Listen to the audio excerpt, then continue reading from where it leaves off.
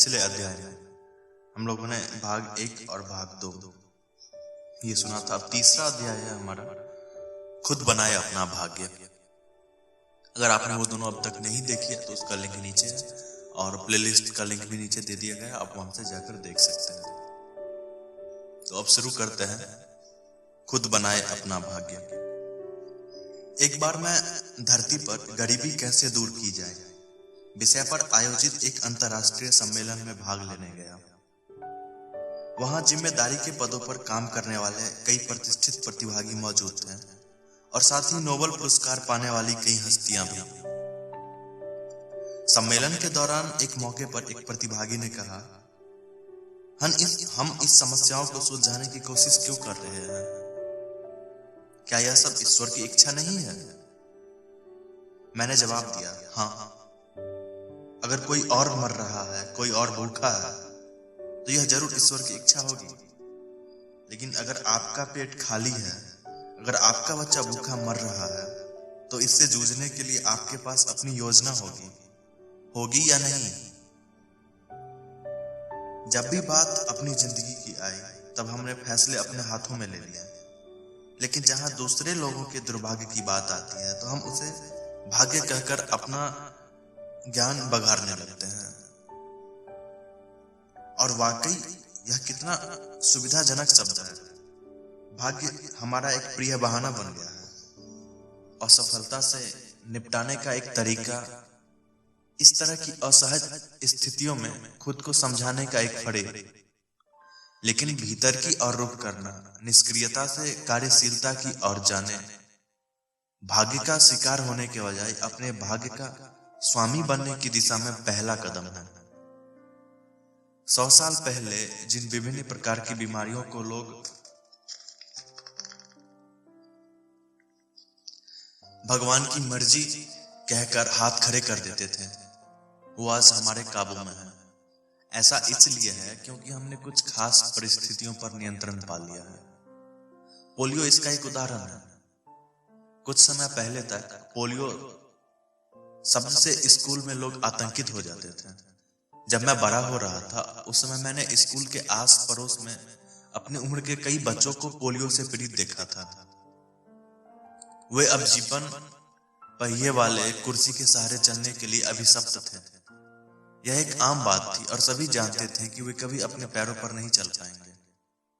उनकी तकलीफ को आमतौर पर भगवान की मर्जी या भाग्य मान लिया जाता था।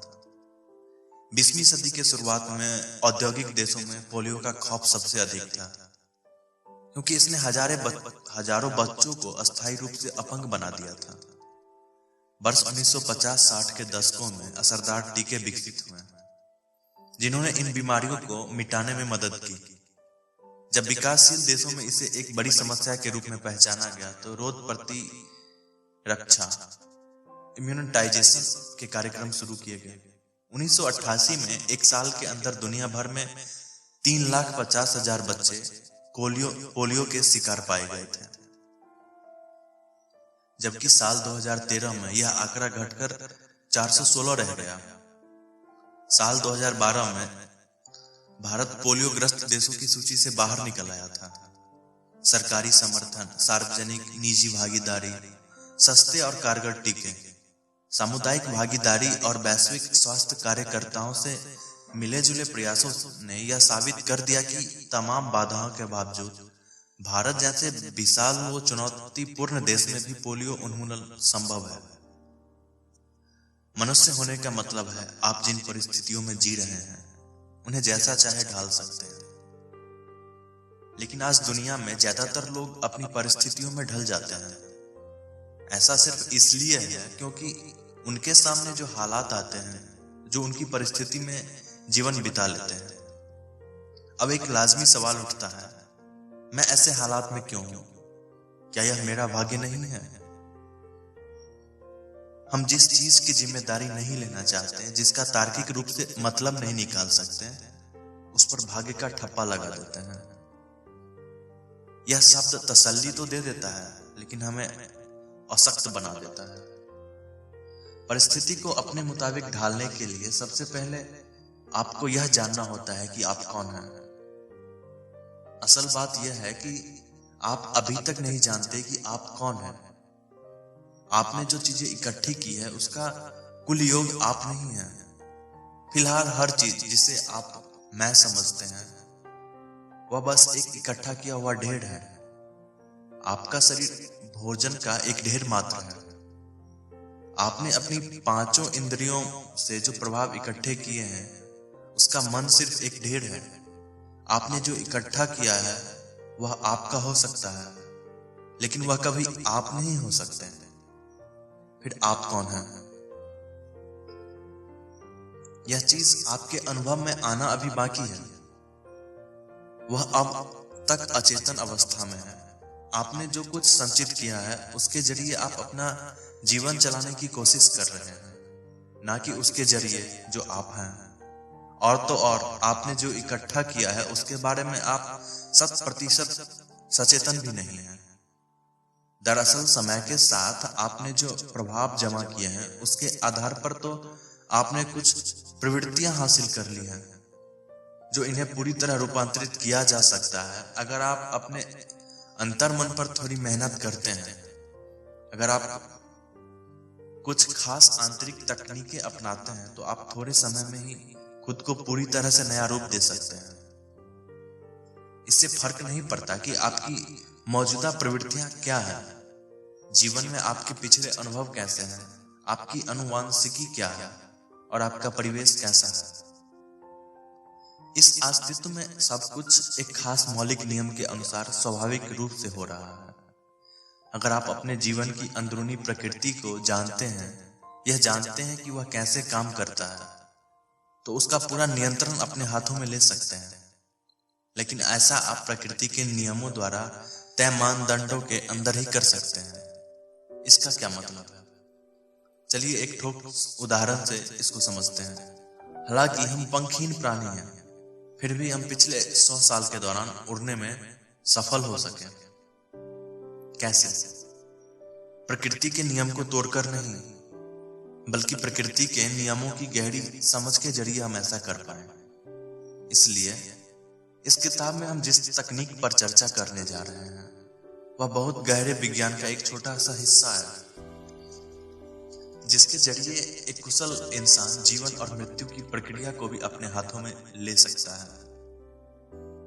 अगर आपने मेरी वो सीरीज सुनी होगी, मैं मृत्यु सिखाता हूँ, आचार्य रजनीश की, तो उसमें भी जीवन के बारे में बहुत कुछ कहा गया है। अगर आप सुनना चाहते हैं तो लिंक नीचे डिस्क्रिप्शन में है, वहां से सुन सकते हैं। तो आगे बढ़ते हैं।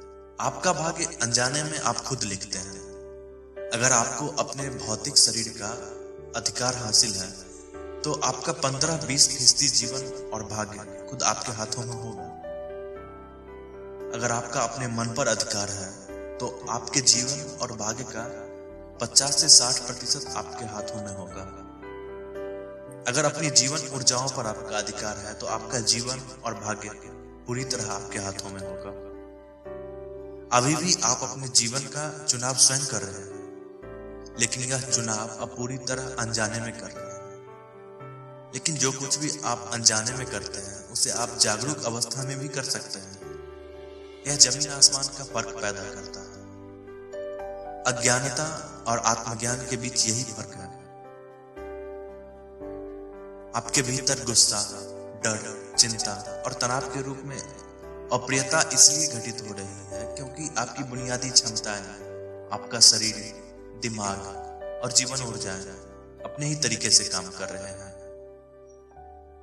जब शरीर और दिमाग को आपके भीतर मौजूद जीवन के अनुसार चलना चाहिए, तो अभी आपका जीवन शरीर और दिमाग का गुलाम क्यों है? जीवन को जिस तरह चलना चाहिए, क्या वह उसका पूर्ण विकसित रूप नहीं है? भाग्य को अपने हाथों में लेने का मतलब यह नहीं है कि सब कुछ आपके अनुसार होगा। बाहर की दुनिया कभी 100% आपके मुताबिक नहीं चलेगी, क्योंकि इसमें तमाम तरह की चीजें शामिल हैं। बाहर की दुनिया को भी अपनी मर्जी से चलाने की इच्छा रखना फतह, निरंकुशता और तानाशाही का मार्ग है। एक बार की बात है, शंकरन पिल्लई, दक्षिण भारतीय सज्जन जिसने जिसे आप इस किताब की भूमिका में मिले हैं और आगे कई बार मिलेंगे। अध्याय 1 में भी मिले थे हम शंकरन पिल्लई से। हाँ, तो शंकरन पिल्लई अपने दोस्तों के साथ शराब पीने गए। उन्होंने सोचा कि वे फटाफट शराब पीकर रात 8 बजे तक घर लौट आएंगे, और उन्होंने ऐसा ही किया। उन्होंने फटाफट एक पैग लिया, फिर दूसरा पैग, फिर एक और पैग, और फिर फटाफट एक और पैग। उन्होंने घड़ी पर नजर डाली, रात के 2:30 बज चुके थे। शराब लोगों को योगी बना देती है, वो समय के परे हो जाते हैं। ये वे बार के स्टूल से उतरे। यह दुनिया बड़ी जालिम है। यह आदमी से उम्मीद की जाती है कि वह लगातार घूम रहे गोल धरती पर चले। बड़ी फुर्ती और कुशलता से उन्होंने खुद को संतुलित किया और घर की तरफ चलने लगे।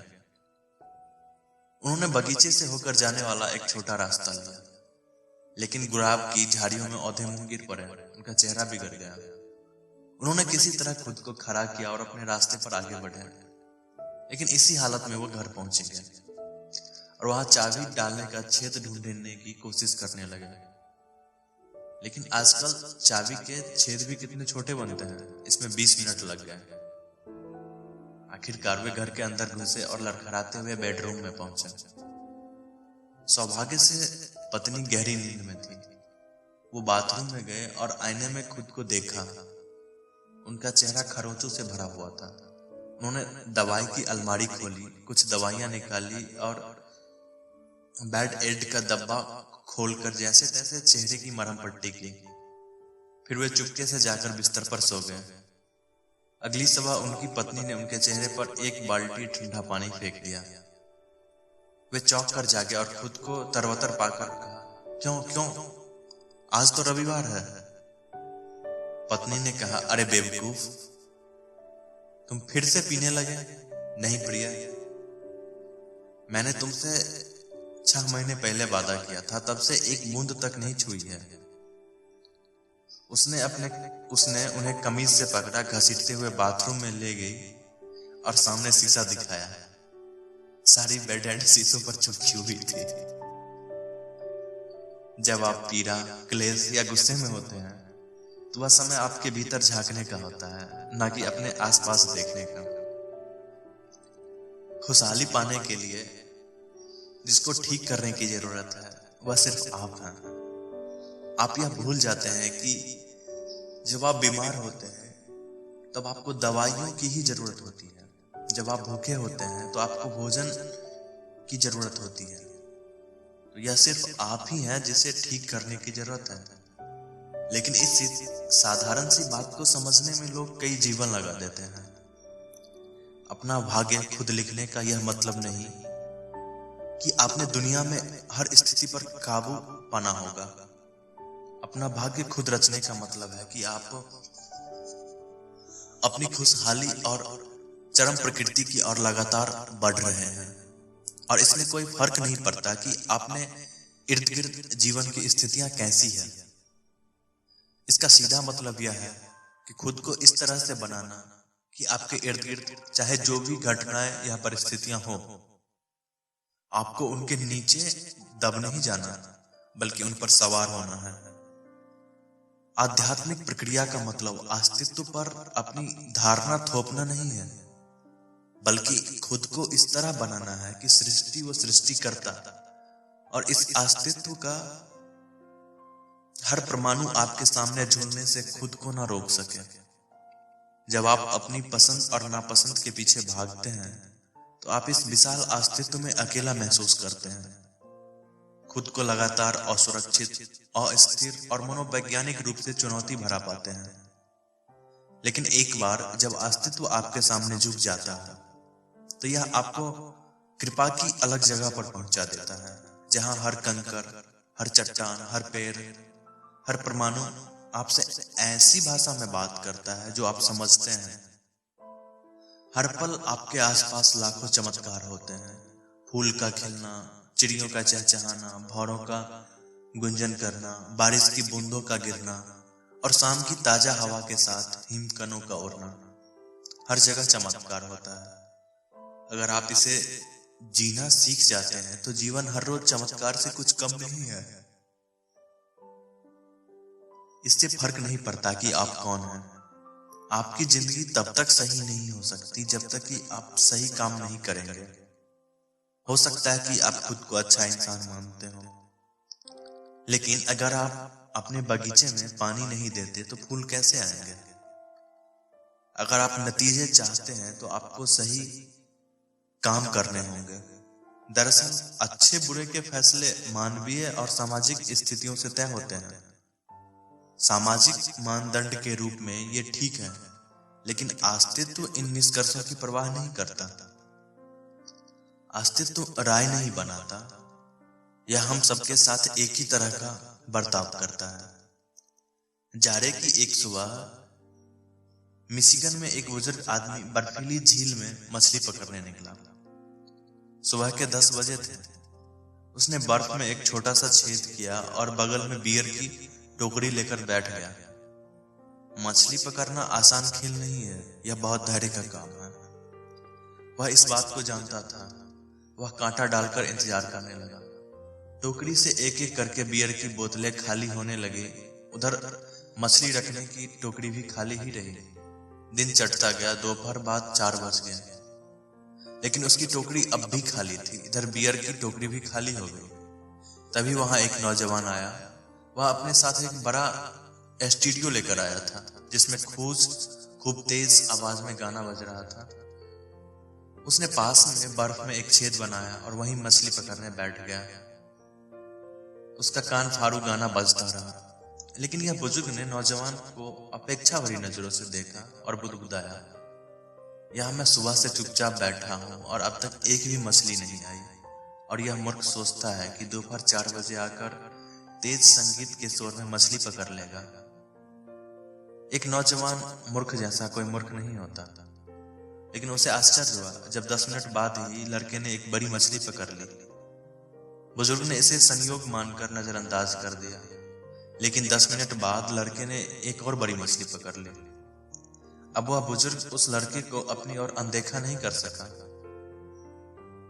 वह उस लड़के को आश्चर्य से देखने लगा, और जब नौजवान ने एक और मछली पकड़ ली तो उसे बिल्कुल विश्वास नहीं हुआ।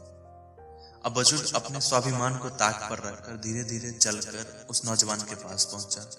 उसने पूछा, इसका राज क्या है?